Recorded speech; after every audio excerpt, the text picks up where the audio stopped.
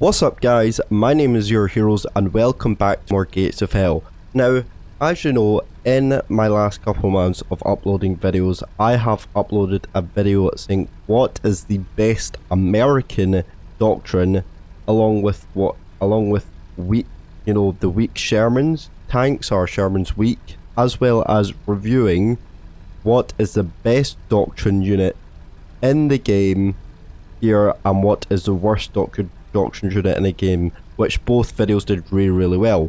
But today I'm going to be showing you one of the most underrated doctrines, preferably for me, in the game. Now again, I must tell you that this is the opinion from myself only. Your opinion can vary and I completely understand this, and I will have to do this every time I do a video like these. So just to clarify that this is my opinion on what is the most underrated doctrine in the game, and take it with a pinch of salt, because as well as your videos and views, opinions on maybe another underrated doctrine, so that's completely up to you on that. But for me, it has to be this faction right here.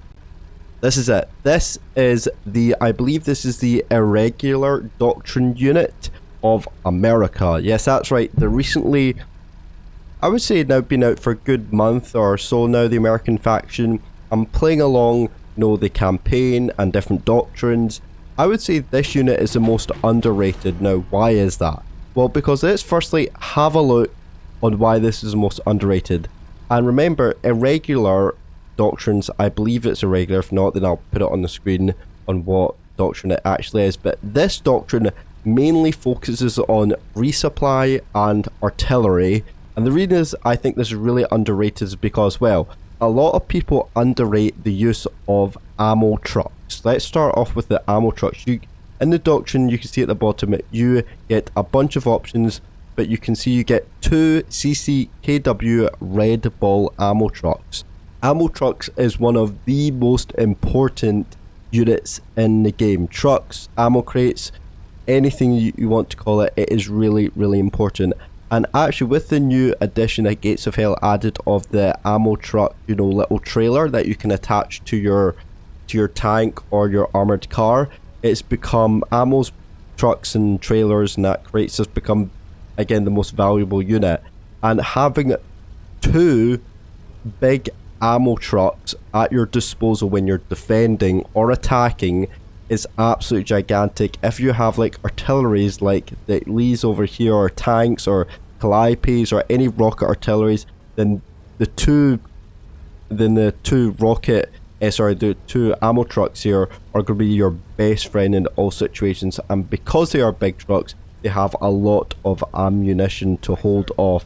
To be exact, you can see that they have 10 resupply 10 repair kits, 50 cal ammunitions, for the machine guns, and fuel canisters as well. And something also, a wee cool note, is that you can see the writing on the side that says Red Ball Express, and I believe these were actual real trucks, ammo trucks that were called Red Ball Express. I don't know quite the history behind it, but let me know down below if you've heard that before, because I definitely have heard the Red Ball Express before. I think it was just a long supply of ammo trucks that got delivered to the Allies during the war, and I believe the Americans used it for during I think some of their battles in history.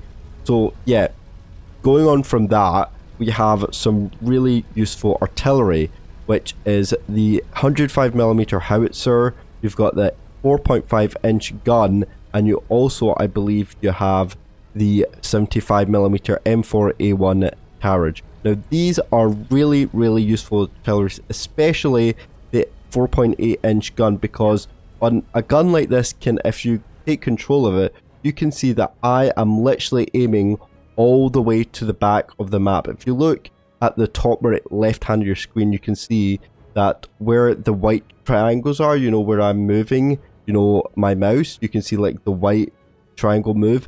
I'm literally at the back of the enemy spawn point. I mean, that is really quite insane. I know this map is quite small and you could get bigger maps where maybe the gun doesn't reach as big as far as the spawn point, But for a map like this, you will want to use this Doctrine, considering it could probably just kill spawn any of the enemy units. And knowing that you have, you know, a gun like this where it does take a wee bit longer to reload but has a massive splash radius, it is absolutely insane. As well as going on from the 105 howitzer, which reaches about you know, about the cap point, roughly about capture A. Again, really useful, even though it is a lot smaller caliber than your 4.5 inch, but definitely it probably still have similar effects, or even, you know, I mean, listen to that, you heard that, that's like a German bomber, but you can see the effect that you can have on the enemy when you have this gun at your disposal is absolutely insane. As well as, you know, the smallest gun, which is a 75mm artillery or AT gun. I think it's more of an AT gun because it doesn't have that arch. Yeah, it's more of an AT gun, which again, if you shoot that, you can see it has got the arc to kind of shoot over kind of wee difficult terrains like this, but is mostly used, I think, for killing infantry, for killing lightly armored tanks, lightly armored vehicles. It is really just a really good AT gun, because it also comes with a wee Willys B, which you're able to transport, as well as the 105, which comes with a G wagon or a WC or just some sort of jeep, which also has a 50 cal on the top, so that's able to protect, you know, the AT gun if any infantry, as well as, you know, the 4.5 inch, which comes with a big, like a tractor, an M5 high speed tractor, which again also carries a machine gun on the top as well, you know. And because this is a tractor and it has tracks on it, it's able to quickly turn around and basically deal with any enemies, whereas, you know, jeeps and are more difficult to turn because they have wheels, so the turning circle will be bigger. So really underrated Doctrine here, and really just underrated units that should be used more often. Moving on from that, we have the tanks. Now the tanks here, I think, again, they are a wee bit weaker than your normal Doctrine units, considering that what I already spoke about, the most powerful Doctrine, which had the super Pershing, and I think that Doctrine's insane. The super Pershing have space armor, but this has its own class of power. You have the M4A375 E45 Flame, which says in itself that this tank is a flamethrower. But also the good thing is that because this thing doesn't just shoot flames like normal, like the German Doctrines does, which I believe has a Panzer III that has a flame but only shoots flame out of main gun, the Sherman actually has a main armament gun that carries 3 different shells of ammunition, as well as 2 machine guns, and also I believe a flame as well. Now I don't want to use the flame because there is infantry in front and I do want to show you them, but even if I just show you to the side here, you can really get the actual flame. Is this the actual flame port, this wee machine gun port that would usually be a machine gun port, but it's actually turned into a flamethrower. So if I can maybe just turn away from the infantry, but it has a range in about 40 meters. Not great, but it is still useful if you're going up against infantry or trying to attack you.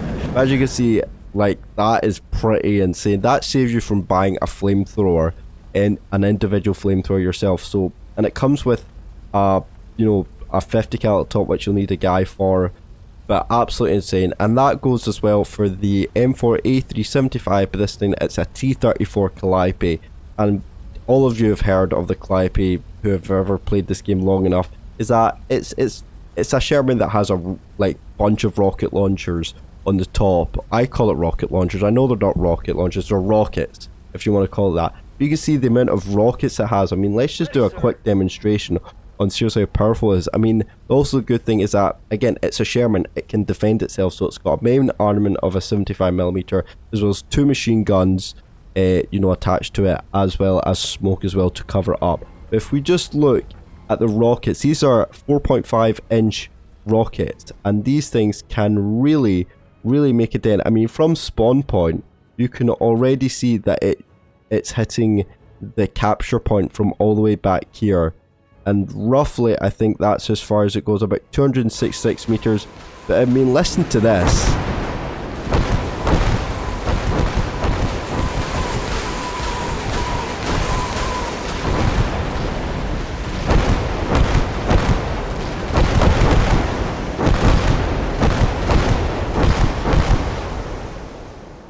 I mean, look at that. That is absolutely insane. And listening to that, I just want to just keep using this tank. So that is the Calliope. Next, you have the Infantry. Now, these are specialized infantry. These are called the first airborne combat selection, and the reason is that because there's different selection of troops. They're not all the same. You have a regular just service force, which has the M1 Grand. You have another guy that has a Grand. Ready, sir. This guy has the M. This is basically a Grenadier. That carries a wee rifle that has a rocket at the front, dealing with tanks. You've got this guy that has a shotgun, which you rarely see in units, so very unique there. And another, I would say this is a demolition infantry. So this guy carries demolition charges, such as TNT and AT mines. You have a guy that is a machine gunner who carries a Thompson, but also carries again AT mines, anti-tank mines, very useful. You have a grenadier, another grenadier, as well as a backup gun, in case he runs out of that, so he has a backup gun. All of them do carry backup guns, except from this LMG guy for the shotgun. Next, you have an AT rifle guy who carries a rocket launcher and a pistol as well, so he carries the bazooka. As you can see, dealing with tanks very effectively, very well. You have a medic, as medic stuff, as you usually do. You have, again, just another demolition guy who carries, again, TNT and AT. And then last two, you have another demolition guy and a radio operator who carries like a flare gun. So you can, I believe this guy carries out, calls down reinforcements of a plane, or I think it's artillery. I can't remember which one. But you can see why it's called the first combat selection, because there's a different range of selection units and they're very elite. So very, very, again, underrated, and you rarely see these type of units in the game. So there you go, guys. That is the most underrated unit in the game, preferably for me. And I know there is all sorts of doctrines out there, including Finish, and you'd actually expect the Finish to be the most underrated doctrine, but for me, it has to be this one. Anyway, guys, I hope you did enjoy this video. If you did, make sure you leave a like, subscribe if you're new, and we're trying to get to 2,000 subscribers. Sorry, 2,000 subscribers before the end of the year. If we can do that, that'd be great. But other than that, guys, thank you so much for watching, and always support, and I will see you in the next video. See you later, and goodbye.